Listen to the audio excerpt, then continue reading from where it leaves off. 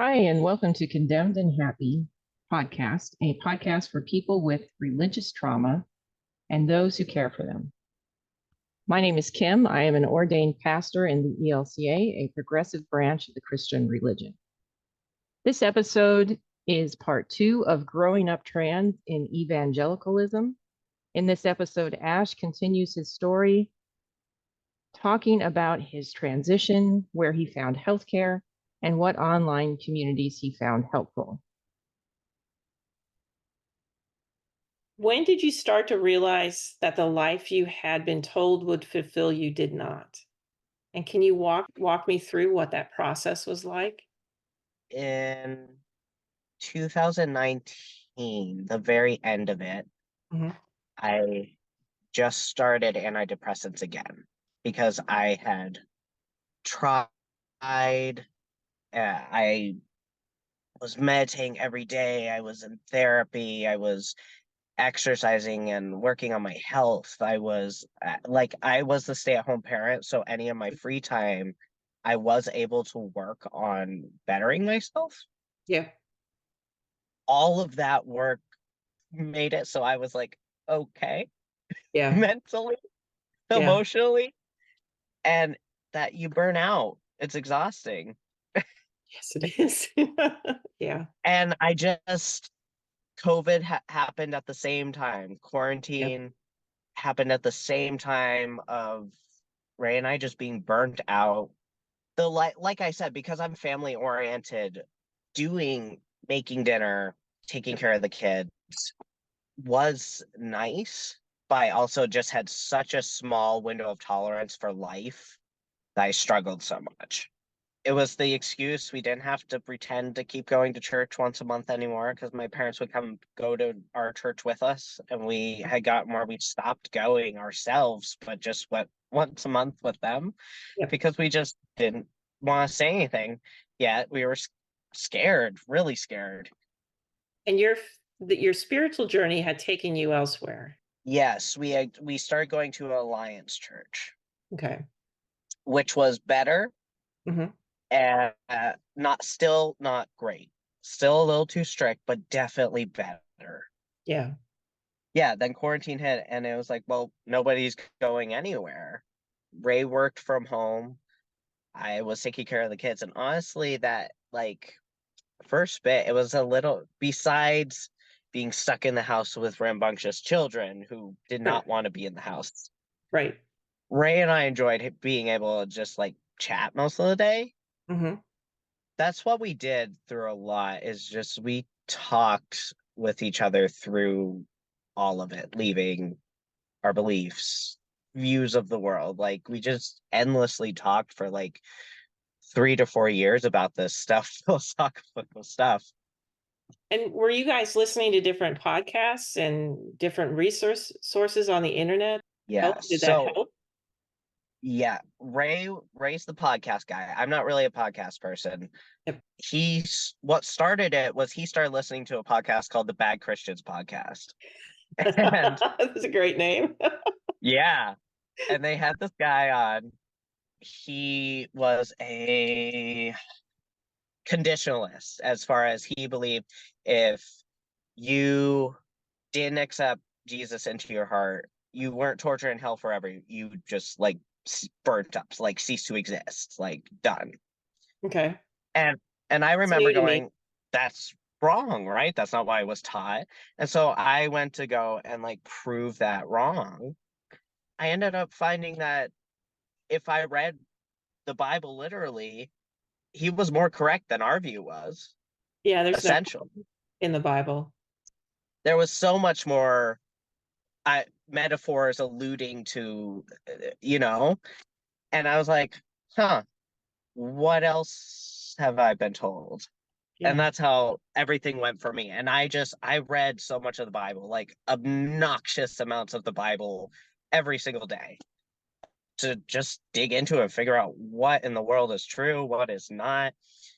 Ray's side of it was more listening to podcasts, listening to YouTube, and then talking with me because Yeah. he was working. He didn't have the time to really research. His Right. was his walking away was led by love alone, just realizing he loved his kids, and how could he love his kids more than God?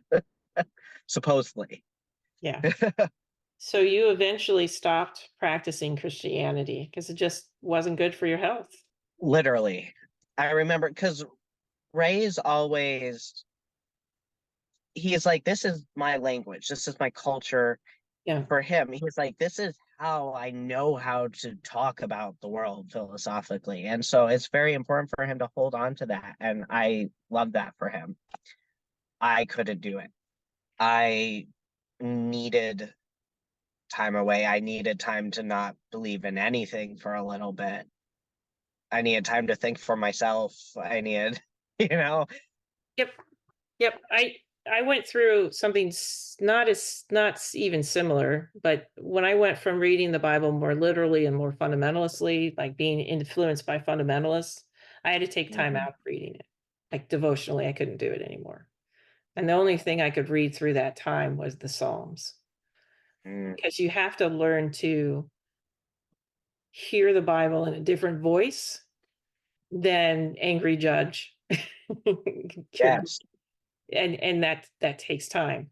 So for your transition into a healthier spirituality for you, I can understand that you would need to say, no, I'm stopping and taking time and claim what is authentic for you. You know, so yeah, that's totally understandable. Especially too with the trauma. What I'm learning in some of the classes I'm taking on the Religious Trauma Institute is for many people who've been through spiritual trauma, religious trauma, it's a knee-jerk reaction every time because it they're, is. yeah, because your physiology is fear response to these words or fawning or so even the words themselves, the scriptures can be hard to Oh, live yeah. with. And even the conversation around spirituality can be difficult because of that autonomic nervous system response. And so Yeah. it makes total sense that something totally different is going to give you peace versus, trying to remain in a system abused you. Yes. You know, it's heartbreaking for a pastoral perspective, but it makes sense because it is what you need to do to heal. And by God, heal. Yeah. You need to be healed. Religion shouldn't be something that traumatizes people. It just No. frustrates the hell out of me when I see how bad theology traumatizes people and these systems.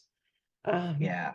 There's a reason why religion has been around, because it's not just religion. It's the way that people connect. It's the way Yep. that people experience this love that's a little bit bigger than us. Yep. It's a way, it's supposed to be this wonderful thing that's necessary to our psyche. Unfortunately, like many things, there are people that have come in and used it for harm. Yeah. And unfortunately, and in such nefarious ways, that we're all talking to each other and we don't realize that we're talking about different things, like you've said. You Yeah. know, it's so, and like, it's really interesting for people. I'm so glad deconstruction Instagram exists for Okay. people to find each other, Yep. because you need that, because for someone who wasn't in it, it's like it's that whole other planet, and you can't just have, it's not a single conversation, it's not even a month's worth of conversations. It's like Companion's still going to learn about these weird things from this cult and Yep. from these weird things that I have for the rest of our relationship together, because Yep. it's so interwoven and knit, carefully knit. Yeah, it is. It's a part of you, and it's just frustrating from my point of view that it's like in a perfect world, no one would be traumatized because it Yes, just makes life harder. Like, why do we keep yes, traumatizing each other and making life harder? But Hmm. I don't understand, and I struggle with people who want to insist that everybody be the same, that everyone Yes. live within these narrow confines and that my way is the right way, because we're not all the same. We don't think the same. We don't respond the same. We are so different in how we see the world that, and that goes beyond like even color of skin. Like we are different, Yeah. and Oh there's yeah. diversity. I mean, there are four of my, I'm the youngest of four. We have similarities that are funny to see, but we also are very different Hmm. and approach the world differently. And there are conversations we can't have because it's Yeah. frustrating and stuff, but we're all different. Yeah. In a healthier system, you wouldn't necessarily have the knee jerk reaction against scripture, but you would have some, because Hmm.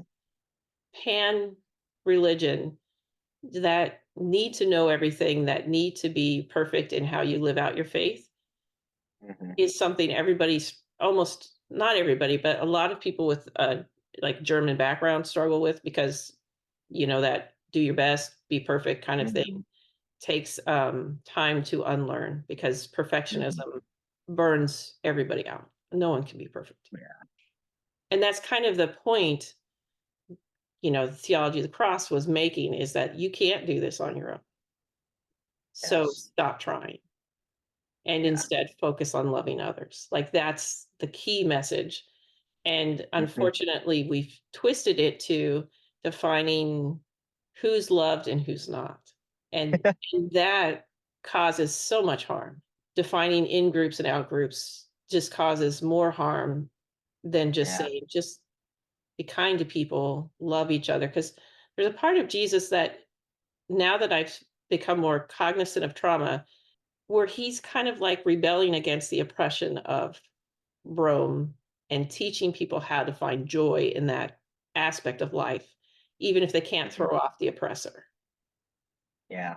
And there are parts where it's like, oh, so we're not saying to people who have been harmed, just love everyone, you'll be fine. It's an act of resistance of, I'm not going to let what you did have purchase in my head and I'm going to enjoy Yeah. it. You know, Yeah. that's kind of the aspect of it, is a resistance that is trying to find life, even and enjoy life even when it's hard. And it takes a lot of resilience to do that. And I see the resilience in you.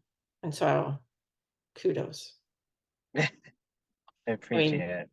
I love the fact that you guys have gotten to a point where you can be happy, because you are much happier than I've seen you in the Yes. past.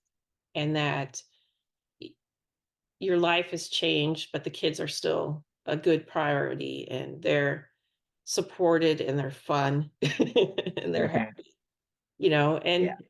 and you're finding the community you need, Yeah. which is a good thing. I could tell you a few of my friends who are gay would tell you that, the first drag shows were all the liturgical churches, Yes. which I totally went over my head. I was like, oh, now I see it. Yeah. And that's one thing that I noticed. I've been trying to just observe more, because there's just, you're taking in the world, and it's just, I have a problem with wanting to try and solve everything as if I think I could. Yeah. But but there's I lost my train of thought. Oh, where I came from, if they're more forgiving, they'll be like, okay, well, gay people can exist, but like just don't be in our face about it, right? Or don't be this or that. And what they don't realize is you can't get your cake and eat it too, Yeah. because when you're oppressing a minority, they have to work through your bullshit and break all of that to become who they are. They're not Yes. worried about your social norms anymore. We're not worried about, like, because you had to break through that to get where they are. You know, so it's like it's this weird, you can't win. No. And what's really disturbing to me at this point in time is how many laws against transgender people there are, because the scapegoating of people and religiously scapegoating people is even worse, because it does Yeah. cause that trauma. It gives some person who's mentally unstable or who has not dealt with their own issues enough permission to go out and protest and be hateful. And what we're seeing is even worse is, I'm not sure how old you would have been when Matthew Shepard was killed, but Mm, I think I was in college. This is crap we've seen over and over, at least in my lifetime, of when you embolden people, when our leaders embolden people by speaking hate speech towards a minority, it yeah. puts people's lives in real danger. Not just their personal life, but their associates too. And it's like, we need to stop this, because scapegoating any minority group just causes harm. And it's a very frustrating thing about the right wing at this point in time too, is not only do they believe that they're absolutely right about everything, they want to legislate their morality on everybody. All of us, gay, straight, whatever, Hmm. don't like people, are in danger of that. There's a real sense of this isn't just words, that these words cause actions. And I see the hate that I see going in the world is disturbing, because not only from the religious standpoint of what this does religiously to people, the historical standpoint of being a history major who had to study a lot of World War II, it's just like, oh, we're seeing the same thing we saw back when my grandparents were young Yeah. people. And I would love to see us get to a point in society where we stopped with the scapegoating, because just let people be. I don't understand how, I mean, I see the theological point of view from the religious right. I just disagree with it, because their Mm, their idea is that we have to save everybody from their sins, instead of saying, we're going to tell you what we believe and then let people choose for themselves. Because the yeah. reality is, as an adult, that's your right in a free Yeah. society to choose how you want to raise your kids, how you want to, Hmm. if you want to be religious, and what form of religious practice you want. Yeah. And it doesn't mean that everyone is going to be the same, because we are not the same. And I mean, I I am pro-Lutheran. I it's what works for me, but it yeah. doesn't mean that it's going to work for everybody. I wish we had more of our churches being willing to be honest with that, and more pastors being willing to say, hey, we don't know everything about God. That's something that needs to happen too, because when I walked into seminary my first year, the first thing our systematic professor told us was that all theology is blasphemy, because all theology seeks to do is define the undefinable and put it in a box that we can conceptualize. And Yep. when you suddenly realize that and internalize that, then you have to come to the God thought, which is theology, Hmm. with a lot of humility.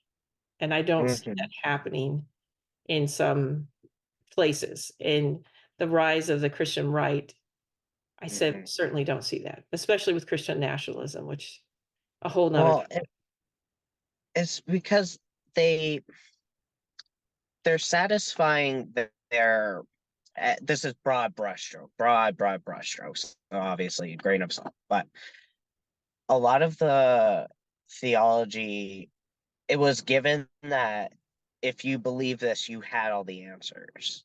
Once you Yeah. had all the answers and you knew what's going to happen, you didn't have that fear anymore.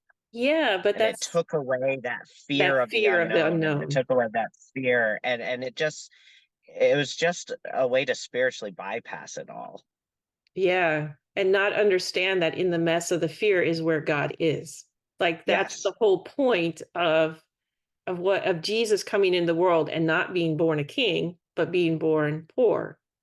And that Yeah. sense of that humanity, that God would become flesh and go through the terribleness of adolescence and Yeah. the indignity of getting his diaper changed Yeah. and the agony of people being misunderstanding him. You Mhm. know, that's a sense that, you know, for me, that's what's really amazing is like, because there's a lot of point in my time where I was like, God, this life sucks. I just want to escape. Yeah. know and it's like when you think about the fact that God would be willing to come, and I mean, I don't think they had schools the way we had, but like junior high sucked for me. Yeah. I was like, why are everyone's doing all these I'm mad at you and these and it just sucked. I was like, I just give me my dog and soccer ball and I'll be fine. Yeah. And the thing that, yeah, that God willingly did this to me. So that's Mhm. what's amazing for me. That's what keeps me going. But it's not going to keep everyone going. You know, Yeah. it's interesting. After my dad died, my therapist is Jewish, and you know, she talks about what's amazing to her about Isaac not being sacrificed is that God doesn't require a sacrifice. You know, Yeah. those things. And when you can approach scripture or any type of religion with curiosity, and you can learn from each other. And Yeah. that's one of the things I find the religious right isn't willing to do. Because when you say I Yes. have all the answers, well, then there's nothing to learn. Yep. That doesn't work for me. There's too many shades of gray in my life to Yeah. say, oh, Well, okay. that was the thing. They were like, no, there isn't shades of gray. Everything is black and white. Yeah. No, I left that long time ago thinking because I could always come up with a what if. The anxiety in me Yeah. comes up as what if? And Yeah. if God is really love and I can love my friend who is gay Mm. in a different way when we are no longer boyfriend girlfriend, then Yeah. God's love must be a ton stronger. Because and Yeah. if I'd said stopped loving him, then what does that say? Did I really love him? You know, you kind of it's what I like about Greek is there's 5 different forms of love. There's 5 different Yeah. words for love. There's familial love, there's a brotherhood love, there's and you suddenly realize that you can love people in many different ways and it's Yeah. still love. And then if you think like what Ray said, you know, if my love for my kids is this strong, imagine how much God's love could be. Like suddenly you Mhm. can't just say, "Oh, it's narrow. It's Yeah. confined into this little thing." You Yeah. know, if one of my kids tells me that they're going to express their sexuality, that their sexuality is not straight, how can I not love them? You know, that's always been the strange thing. Yeah. But it's hard because of the church's stance for so long on homosexuality. It's hard to even say some of that from the pulpit because you know your folks in the pews get you know some of them Yeah. really get upset, but it's those communities where people are willing to say, well, okay, how do we love each other even though we're different? I think Yeah. are fantastic communities to be part of. Yeah. Wish there were more of them. Yeah. Well, but that's what you're creating too in your communities. You know, because you talk about drag shows being kind of your community and your church, and Yeah. and they're creating a safe space for you and the kids and for your partner to be, and that's really necessary. Yeah.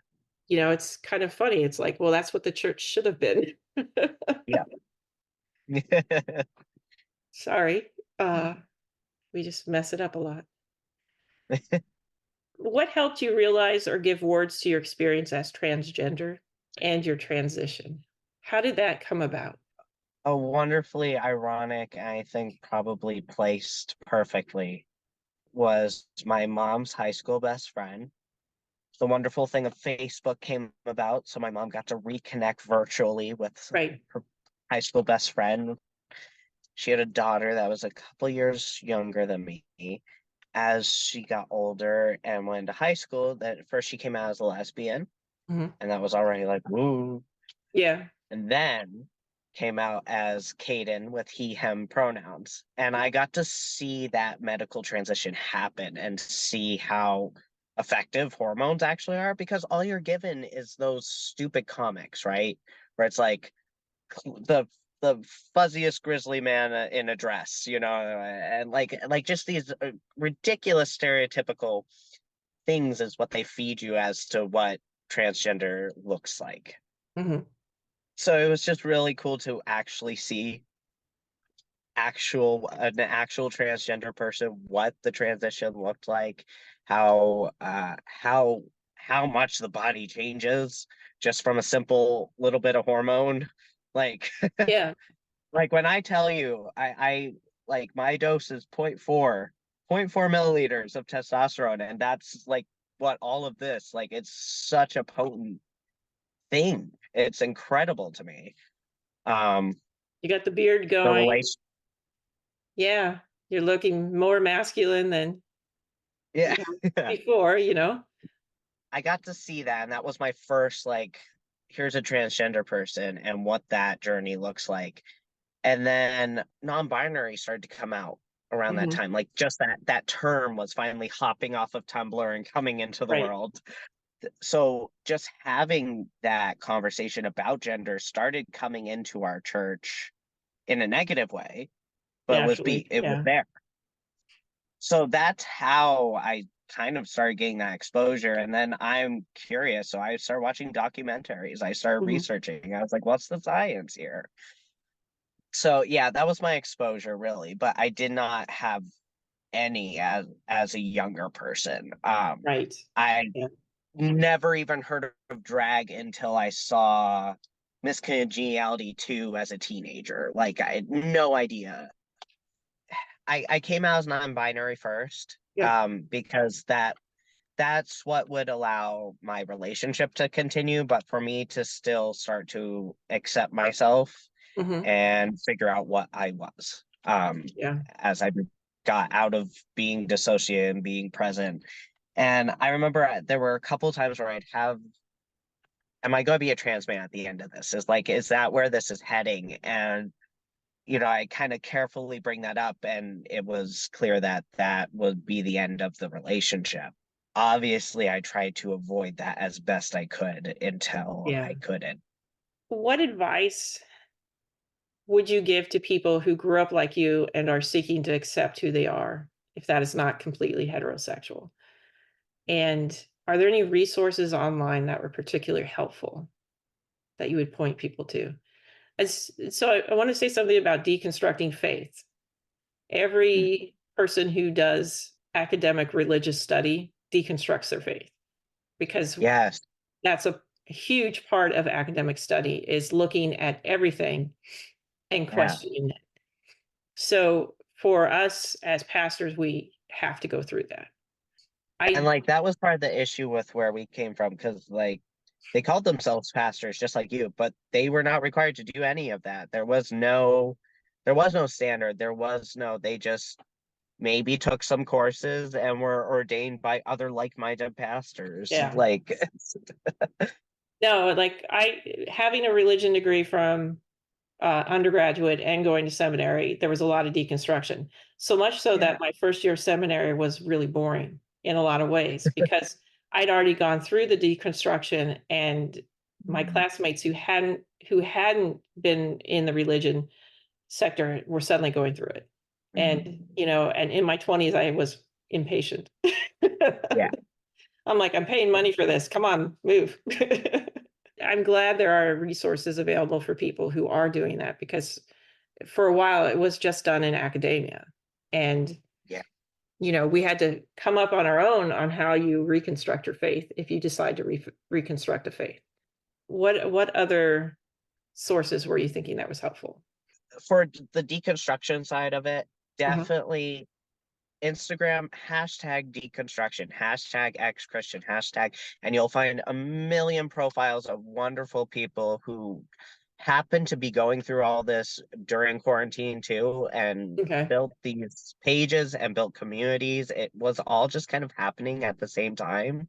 And at this point, it's fascinating because so many of those people are in so many different areas of spiritual belief now, Hmm. where they've landed. And so there's a whole world and corner of Instagram to be in, and everybody is very friendly. You can direct message people and they will talk. And that will be, if that's the only community you have at first, it's vital just to Okay. have that lifeline, even if that's it first. Of like, okay, I'm stepping into something that's terrifying, but here's somebody who's doing it too, and we can at least have each other talk about it. Talk about it and go through it. Good. And then obviously just research. So, I mean, with the Bible, read it with a different view, all of that. For queer people, all the genders beyond the binary, Hmm. there's definitely go on Reddit, and they have their communities, so it's r slash, whatever communities there are. So there's going to be r trans, there's going to be r, like, just type that in and see what communities pop up. Join a bunch of them. Just, you don't have to interact. You can just see what conversations are happening and learn a Hmm. lot from that, just seeing the discourse and articles that people post. There's trans timelines. You get to see people through their transition. That's huge. And then see if you can get plugged into your local queer community. They may be loud. It may be shocking at first. Like I said, they don't care about the social standards anymore because they had to break that to get where they are. So it's totally okay if you're a quiet person like myself to walk into like a fully queer space at first and be like, what's going on? Yeah. These people are loud. They're sarcastic, but you don't know they're sarcastic yet. Like, it's, but once you can get into that community and, yeah, just start going to events, and just, like, drag shows are so much fun. If you can find a drag show, go to a drag show because it's just fun. It's music, it's entertainment, it's silly, and we need more of that in life. Yeah. Well, and my understanding of drag shows is they're kind of like the musical theater. Like Yes. that is the musical theater gene. Yes. Oh, yes. And it's such a broad thing too. It's not just a guy dressing up to do a Dolly Parton impersonation anymore. It is so many different types and worlds of things and categories, and the possibilities are endless, and it's a very fun world. Good. In terms of like finding healthcare options, where did you Okay. go for healthcare? So I'm in New York State. All of the health insurance is required to cover trans healthcare, I believe. I think. Hmm. Um, if it, at least if it goes through the New York State marketplace. Okay. Now, getting hormone therapy can be difficult because your doctor doesn't just carry that and give it to you. Right. Like, my primary care doctor couldn't do that. For me, I had to go to Planned Parenthood. Not every Planned Parenthood does it. You need to go and see if your local one provides HRT. Okay. But that's where I needed to go. Now, they are a little bit behind on the 8 ball, I found out, because I just got into specifically a gender clinic in Oneonta, because it turns out some of our leading trans healthcare people are in Oneonta. Hmm. um, Nice. and so I got into the clinic there, and we were talking about how my hormone dosage and stuff like that was, and he was a little bit shocked at how much they had me start on and stuff like that. And he's like, he's like, that's what I did back in like early 2000s. Hmm. He's like, it's just, they're a little bit behind the 8 ball, but it's still trans healthcare if that's what you got. Now, there's also popping up, because of these state laws where they're saying, oh, you cannot get trans healthcare here. There's popping up online sources, Okay. uh, like Folks Health, FOLX. Plume is one, and then I think there's one other one, but I can't remember what it's called. So that you can look into online through the male hormone replacement therapy as well. Okay. The first trans person I met in church, it was my first year of seminary. At that time, this is 1995, it was Easter.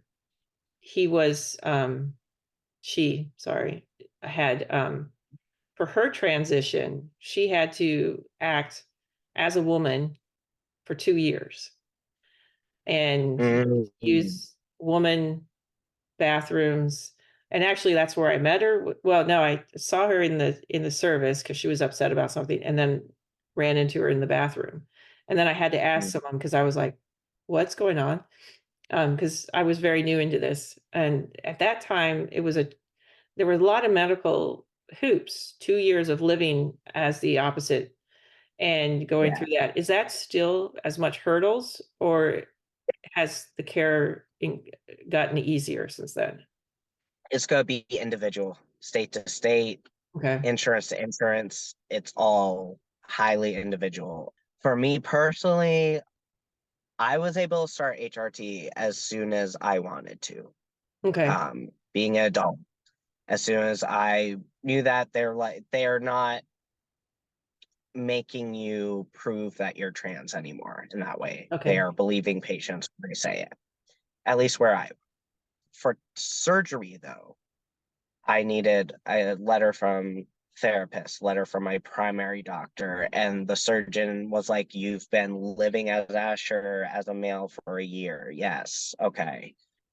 And those are the hoops you have to jump through for insurance more so, where a lot of the healthcare providers are just very much 100% affirming trans people, and they're like, "I'm sorry, these are just the hoops we have to jump through." Yeah. Yeah. Okay. And are people still asking obscene questions about, What's in your pants? yeah, or how far people go, or is I because I I'm assuming I would not ask that question. I don't need to I know, know. but I Yeah, know. it's really interesting. I think it's just curiosity, like morbid curiosity, how people are Mhm. just like, Drawn to I train wrecks kind of a thing. yeah, I think it just bothers them. They're just like, well, what? So I can understand that. I haven't had to deal with that, thankfully, so Okay. far. I often would usually get mistaken for a butch lesbian for a very long time. I think now with the beard, it's just starting and the lower voice because it was like people would say it and then they'd hear my voice and then be like, Yeah. but now I think it's a little bit more. I actually do come out to people now and they're like, oh, I would not have guessed. So, Okay. and usually if people ask, it's not usually about that. If the questions I usually have are, what was your name before? Everybody wants to know. And I'm okay with that. I know other trans people call it their dead name. For me, I really appreciate Ashley. I kind of hold her as a part that got me through, and she's Yeah. pretty good at keeping us safe. And so I just call it my birth name. Like I don't have that animosity towards it for that reason. But I integrate it more than I'm able to integrate it more than I think some of my trans siblings are. Okay. So people usually want to know that. And a lot of times, yeah, people just have absolutely no idea what trans healthcare is. People don't know what changes happen to your body when you start changing these hormones. People don't know what actually happens if you get surgery and what types of surgeries there are and what option. Like nobody knows because if you're not in it, why would you? Yeah. But then it does leave, it's just feeling invisible as well. Or when you're not invisible, it's usually not a positive light. Yeah. Yeah. And Okay. it's also very easy to be, trans people are fetishized, Okay. very much so. Is there anything else you want to say, like in your journey that you want to encourage other people. I see you're much happier now than when we first met. Oh yeah. Now, this may be appropriate or may not be, but are you off of antidepressant medicine? Or No, I still take them. Yeah, I still take my medications. I'm scared to do anything about that. I I don't like messing with that. Just I would yeah, have to no, be I have in a anxiety, so I know. Yeah, because my thing is I am depression heavily runs at my dad's side of the family. So there's some of it that I don't think was just me being dissociated. I do think I have some chemical imbalance. yeah, I do just have a little bit of a sad soul. I have a happy personality, but I just have a permanently sad soul. yeah. um, and that's just kind of who I am. So I know it runs in our family, and I'm always medicated just because when I started talking to my primary care physician, I actually tracked when I was more down and had trouble coping with life. And it turned out to be it tracked with my cycle. And so she was Mhm. like, you just don't have enough happy genes being or happy chemicals being produced in your head. Yeah, And yeah, I was like, well, yeah, because I had seen it in my mom's side of the family in particular. I was like, I don't want to be the person everyone bitches about. yeah, I don't want to be the miserable person in the family. And I see that that's yeah. happening. So, yeah. So I'm glad that you're still medicated and Hmm. able to find joy. I really encourage people who struggle with depression or any type of anxiety that it's could just simply be your body's chemistry isn't producing what it needs. And there's no Yeah, shame in that. A lot of us live with it. yeah. But I have on one med now, and I feel like it's changed my personality to be closer to surfer dude. So if I take too much, I will get nothing done. The world can fall apart around me, and I'm content. But I it's feel like, that. yeah, it is for me. The meds take the edge off and allow me to function. All right. Well, thank you for sharing your journey, Asher. Um, Thank you for having me. yeah, it's my pleasure. The trauma of having to hide your true self is really not fair and not your fault. Again, being told by a church or your parents that your parents chose that you are not loved by God is also not fair and not your fault. And however you want to define God is your choice. Change does happen slowly in society. It is getting better. I mean, it is hard right now because of the voices of the right wing. But I've seen so much more acceptance in my lifetime Oh from yeah. growing up. So I keep hoping that more religious groups will be open and seeing that this is not a choice and that accepting the science that says that this is not a choice. Yeah. That is really important. I really hope too that we will get to a point where more lawmakers will stop putting trans youth lives on the line. Yeah.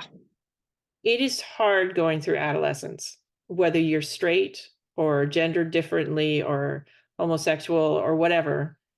Hmm. It's hard. And unfortunately, because of bullying, many youth who are trans or gay or gender differently get picked on. Hmm. And that bullying really puts their lives at risk. So that again, when I say hang in there, don't Hmm. give up because once you're an adult and you can transition and you can find your community, you will find a lot of joy in life and Oh, yeah. happiness. Please keep remembering that. And this political landscape that we are in now won't last Mhm. forever. Oh yeah. Again, I've seen us be much more welcoming and progressive, and then suddenly this ugly head of the religious right and the right wing rears up for its hopefully dying gasp. I remind you and all people who are trans and gender differently and gay that you are made in the image of God. And that if anyone has a problem with you, tell them to take it up with their creator and your creator. It's not your fault. It's not you.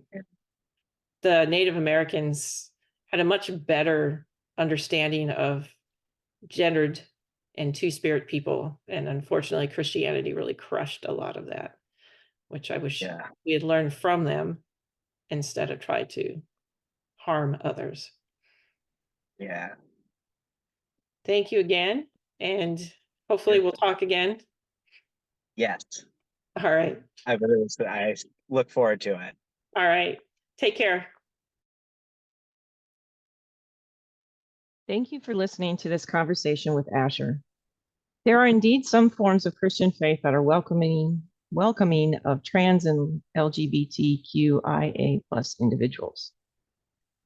In the ELCA, you can find these churches by looking for the words reconciled in Christ or the initials RIC. This episode was recorded shortly after Next Benedict's death. Suicide is the second leading cause of death among children and teens in the US. Children who are bullied are more likely to commit suicide than those who are not. Please, if you are raising kids, teach them not to bully others. No child deserves to be bullied.